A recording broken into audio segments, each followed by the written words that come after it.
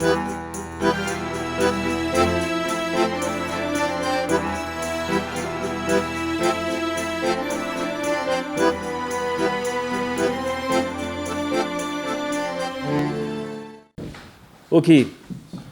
Bessita Dishmaya, avec l'aide d'Hachem, on va continuer la notion qu'on a vue la semaine dernière.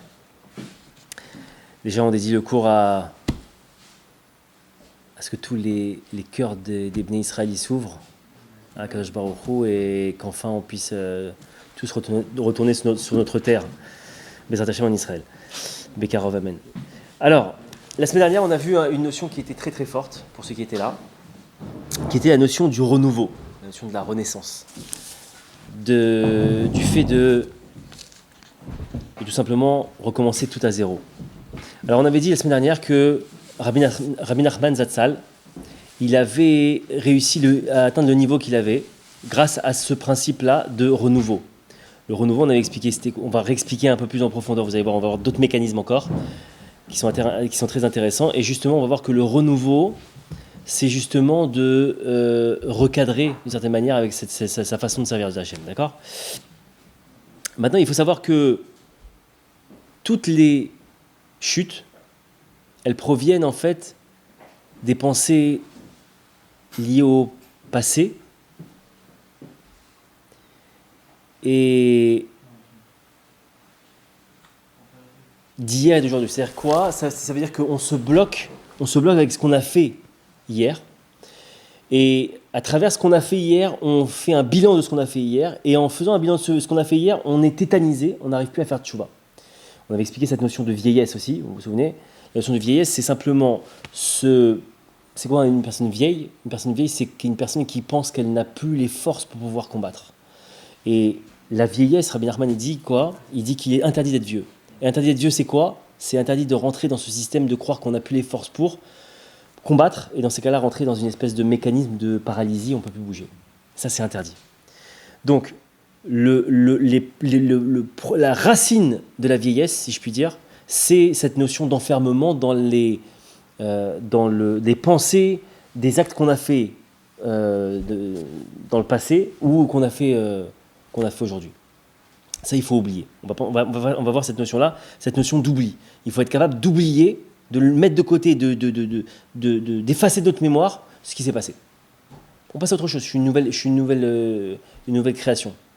Le reste, ça n'existe pas. Un nouveau-né, il n'a pas de passé. Il vient de naître. On doit avoir ce même concept en nous, on doit l'avoir.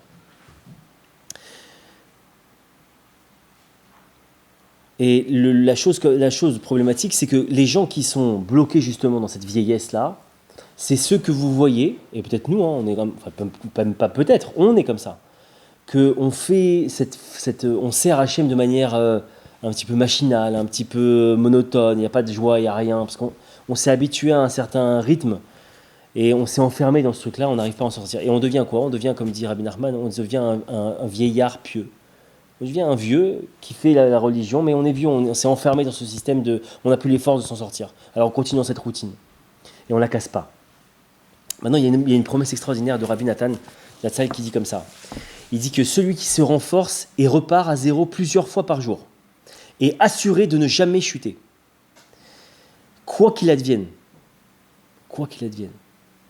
Car l'homme doit absolument chasser de son esprit et de ses pensées tout ce qui lui est arrivé la veille ou à l'heure précédente et se voir chaque jour et chaque heure comme s'il venait de naître. On vient de lire quelque chose d'énorme. On vient de lire quelque chose qui vous permet de ne plus jamais chuter. Si vous êtes capable d'intégrer ce principe d'être un nouveau-né continuellement, à chaque jour, chaque heure, de rentrer dans ce mécanisme-là, de mettre en place ce mécanisme-là, vous ne pouvez plus chuter, vous ne pouvez plus fauter. C'est énorme.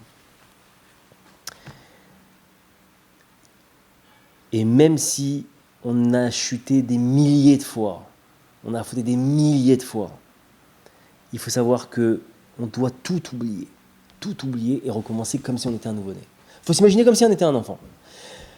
Le Harizal, il nous dit comme ça, il nous dit que chacun, il doit comprendre cette notion de changement, d'intégrer cette notion de changement, tout simplement parce que lui, il fait il donne une phrase très forte, il dit qu'aucun jour ne ressemble à l'autre. Regardez votre vie. Est-ce que dans votre vie, il y a une journée qui ressemble à une autre? Je ne parle pas de points communs, de similitudes. Je parle d'un copier-coller, ça n'existe pas. On a toujours un élément nouveau, un truc qui vient de changer, un machin. Faites l'expérience, vous verrez. Et il y a une règle fondamentale qu'il faut inscrire dans nos cœurs, dans nos têtes, dans ce que vous voulez, que aucun jour ne détermine le jour suivant. Aucun jour ne détermine le jour suivant. Ça veut dire qu'aujourd'hui c'est fini, demain c'est notre jour, il n'y a pas de problème. Mais on peut changer les choses. Et ça c'est une règle d'or. Ne croyez pas, comme l'a dit Rabbi Michael tout à l'heure, ce qu'on pense, ça devient. Il faut arrêter de croire que il n'y a aucun jour qui est lié au précédent. Tu peux changer. Et comment on sait ça? Parce qu'on sait qu'il y a une influence sur nous, minime certes, mais une influence quand même des astres. Et on voit que les astres, ils changent de place tout le temps, continuellement. Vous savez que les planètes, elles bougent sans cesse. Donc à chaque instant, tu as une influence différente et ça va changer à chaque instant. Donc il faut savoir que rien que grâce à ça, tu peux avoir cette notion-là, intégrer cette notion-là, d'accord? Et quand tu auras changé, quand tu seras reparti à zéro, alors dans ces cas-là, tu commenceras à prier, tu commenceras à étudier, tu commenceras à faire des mitzvot pour te rapprocher d'Hachem.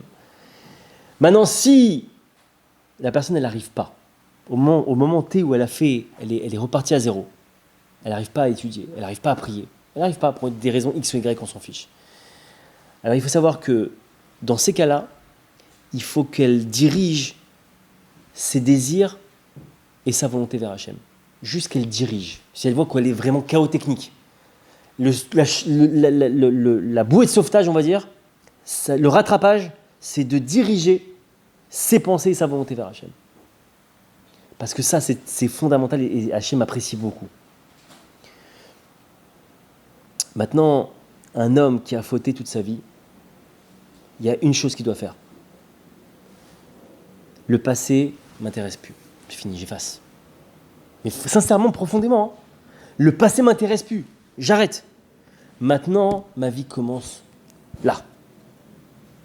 Point. Et c'est ça la seule réaction qu'il doit avoir pour pouvoir reprendre des forces. Et l'essentiel du service divin, consiste en quoi? À se renouveler. C'est très important ça. Beaucoup pensent que le service divin, c'est comment on sert Dieu tout simplement, c'est de faire ci, faire ça. L'essentiel, c'est basé sur le renouvellement. Si tu ne te renouvelles pas, ton service, t'es à côté de la plaque. T'es à côté de la plaque. Parce que tu rentres dans la vieillesse, dont on en parlait tout à l'heure. Et dans ces cas-là, ton service, tu deviens un espèce de vieillard pieux, comme on disait. Et toutes les pensées de la vieillesse, elles doivent être chassées. À partir du moment où vous sentez que le Yetzirah il commence à essayer de vous attaquer, vous convaincre d'être vieux, vous convaincre de considérer que vous n'avez plus les forces, on l'avait dit dans le cours précédent, Rabbi Michael il a redit tout à l'heure, une pensée en chasse une autre. Quand vous sentez que le Yetzirah il commence à venir avec des pensées, entre guillemets, de vieillesse, de j'ai plus de force, j'y arriverai plus et je suis fichu, etc., hop, change de pensée. Pourquoi j'y arriverai plus? Tu démarres à zéro et tu pars à nouveau. Et on doit se considérer comme un nouveau-né à chaque heure et chaque jour, d'accord? Maintenant, grâce à ces pensées de renouveau authentique, alors sachez les amis que ça, lié avec une tchouva, toutes les fautes elles sont annulées. Toutes les fautes elles sont effacées. On raconte que, et c'est très fort, on raconte dans la Gemara Kiddushin qu'un jour, il y a, je ne sais pas si c'est un cas, je me souviens plus si c'est un cas réel ou en tout cas un cas que traite la Gemara. En tout cas, il y a un homme qui était extrêmement rachat, c'est-à-dire qu'il faisait toutes les avérotes du monde. Il mangeait des choses interdites, il ne faisait pas Shabbat, enfin tout ce qui était possible, il le faisait. Et un jour, il y a la fille du Rav, il voulait épouser la fille du Rav. Elle lui dit, je t'épouse à la condition que tu deviennes un tzaddik. Il a dit, ouais, ça y est, je suis un tzaddik. Et elle a épousé. Et ça, j'ai posé la question, mais est-ce que ce mariage, on doit le casser? Parce que finalement, ce type-là, qui nous dit que c'est Et c'est pas un sadique, c'est pas vrai. Parce que juste après, il a peut-être remangé du porc ou fait tout ce qu'il a fait. Comment on peut valider ce mariage? Puisque le mariage était basé à la condition que, que lui devienne un tzaddik, un vrai tzaddik, un tzaddik gamour. S'il est tzaddik gamour, alors dans ce cas-là, il peut l'épouser. S'il ne l'est pas, non. Et pourtant, on voit qu'il a dit oui, je deviens un tzaddik gamour. Il a épousé et le mariage, il est validé. De là, on apprend qu'il suffit d'une pensée de tchouva pour que tu sois considéré comme un tzaddik gamour. Une. Et les sages, ils nous disent qu'à ce moment-là, c'est évident que lui, il a eu au moins une pensée de tchouva quand il a dit ça. Donc le mariage n'était pas invalidé. Mais ça, c'est énorme parce que on apprend de là que grâce à une seule pensée, on peut changer toute la façon, tout ce qu'on est en fait. On passe de rachat à tzaddik. Une pensée de tchouva, une. Maintenant, c'est quoi ce concept de renouveau dont on parle à chaque fois? On dit renaître. Comment ça se présente cette histoire? C'est très simple. Quand on souhaite renaître, quand on souhaite repartir à zéro, on doit dire une chose. Je veux maintenant être injuste. Être, en un mot, hein, en deux mots, je veux dire. Un, juste. Je veux maintenant être un tzaddik. Maintenant, je veux être un tzaddik. Et le renouveau, il sous-entend une chose. Je veux plier à la volonté d'Hachem.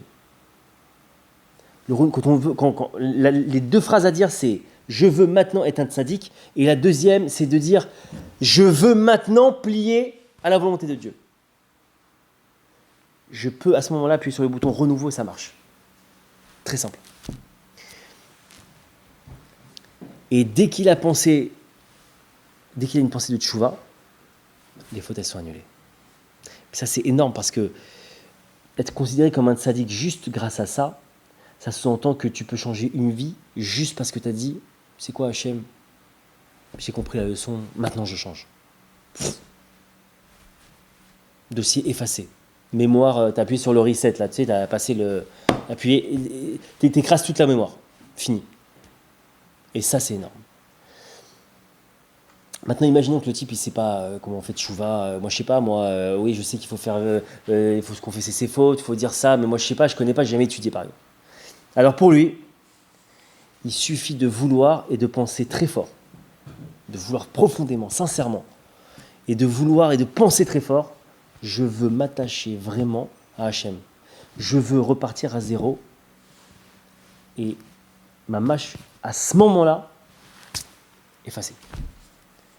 Je parle même plus de demander pardon, etc. Si le type, du fond de son cœur, du fond, profond de lui, il dit qu'il veut absolument s'attacher à Hachem, tout est effacé. Les sages, ils disent comme ça, ils disent, mais comment c'est possible? Il y a des gens qui acquièrent leur lamaba d'un coup d'un seul.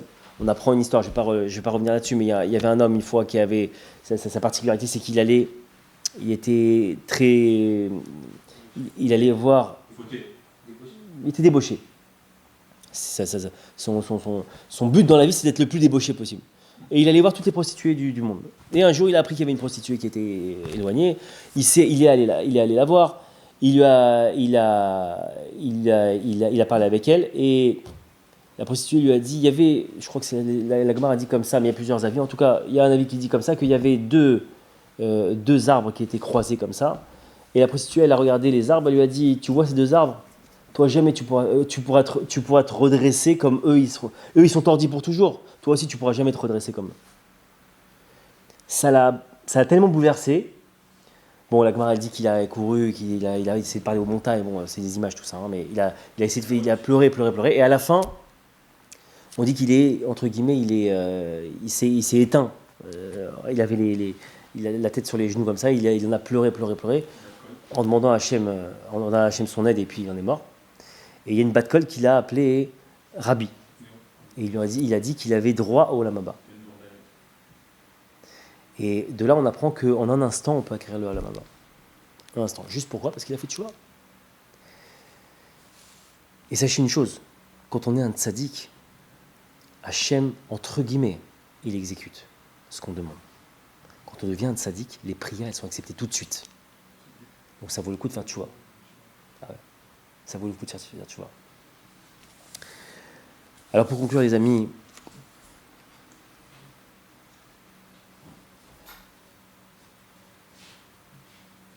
quand un homme il sourit, quand un homme il repart à zéro, quand un homme il se renforce et il tombe pas, il s'est renforcé, il continue et il tombe pas. Sachez que ça, c'est très très précieux aux yeux d'Hachem. Alors qu'Akadosh Baruch Hu, il fasse que chacun d'entre nous, on puisse véritablement prendre les devants, faire tchouva et faire plaisir à Hachem. Chazak u'Baruch. Shabbat shalom.